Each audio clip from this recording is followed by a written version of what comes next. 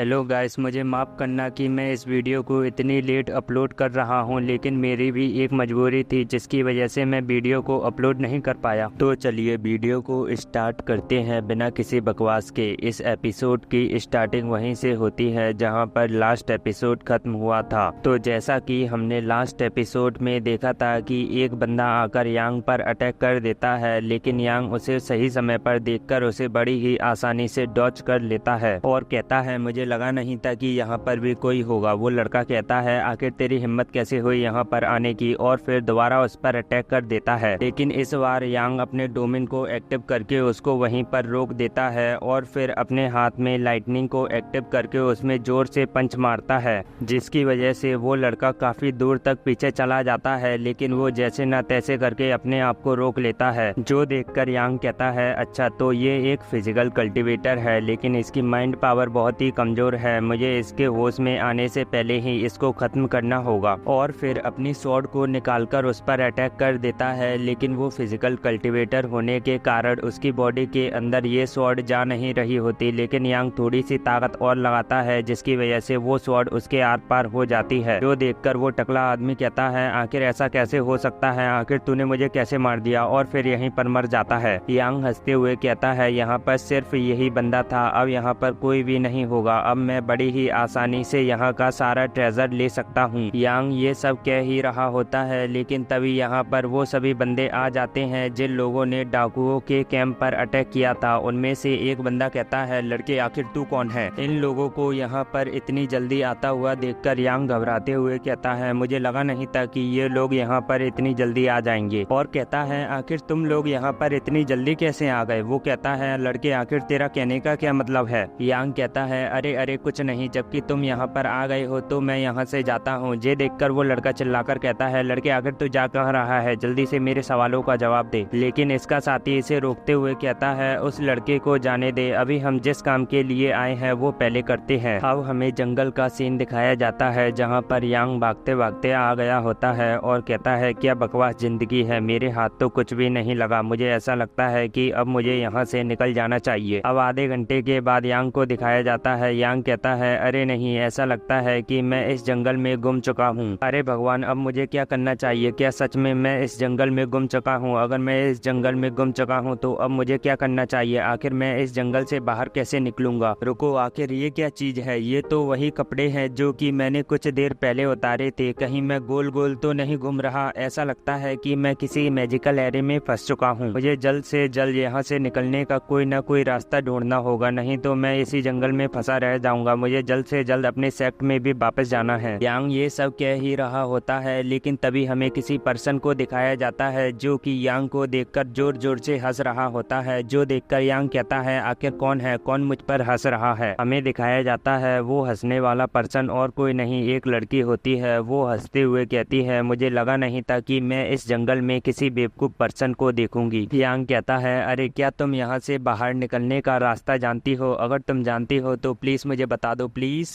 वो कहती है क्या तू मुझे देखकर यहाँ से भागना चाहता है। यांग कहता है अरे अरे ऐसी कोई बात नहीं है, वो तो मुझे जरूरी काम है, इसलिए मुझे इस जंगल से जल्दी बाहर निकलना है। वो कहती है अच्छा तो तुम डेट पर जा रहे हो, लेकिन मुझे नहीं लगता कि वो लड़की मेरे से ज्यादा सुंदर होगी, इसलिए क्यों ना तुम मेरे साथ ही डेट पर चलो, बताओ इस बारे में तुम्हारा क्या ख्याल है। यांग कहता है इसकी कोई भी जरूरत नहीं है, मेरी वाली तुमसे बहुत ही सुंदर है। वो कहती है मैं नहीं मानती कि मेरे से भी सुंदर इस दुनिया में कोई भी लड़की होगी। यांग मन में कहता है मैं इस जंगल से जल्द बाहर निकलना चाहता हूँ, इसलिए मैं इससे झूठ बोल रहा हूँ, लेकिन ये तो मेरी बातों पर बिल्कुल भी विश्वास नहीं कर रही। अब मुझे क्या करना चाहिए, आखिर मैं इसको कैसे बेवकूफ बनाऊं। अरे सुनो, मैंने तुम्हें अभी करीब से देखा है, तुम सच में मेरी वाली से बहुत ही सुंदर हो। वो कहती है लड़के तू झूठ बोल रहा है, जल्दी से बता आखिर वो लड़की कौन है जो कि मेरे से भी ज्यादा सुंदर है। अगर तूने मुझे ये नहीं बताया कि वो कौन है तो मैं तो ये यहाँ से निकलने का रास्ता नहीं बताऊंगी। यांग कहता है क्या सच में अगर मैं तुम्हें उसके बारे में बता देता हूँ तो क्या तुम मुझे यहाँ से निकलने का रास्ता बताओगी। ये कहती है हाँ बिल्कुल, अगर तुम मुझे उसके बारे में बता देते हो तो मैं तुम्हें यहाँ से बाहर निकलने का रास्ता बता दूंगी। तो फाइनली हमें इस लड़की का भी नाम पता चल चुका है। इस लड़की का नाम मैंग जियांग है। यांग कहता है वो मेरी मार्शल सिस्टर है, उसका नाम ये क्विंगलैंड है। गाइस मैं आप सभी लोगों को पहले ही बता देना चाहता हूँ कि यांग यांग इस लड़की से झूठ बोल रहा है क्योंकि वो इस जंगल से बाहर निकलना चाहता है। मिंग जियांग कहती है, क्या तुम फैक्सियन सेक्ट की प्राइवेट फीमेल डिसाइपल के बारे में बात कर रहे हो? उसको तो हमारे सेक्ट के सारे मेल डीमन डिसाइपल जानते हैं। यांग कहता है, क्या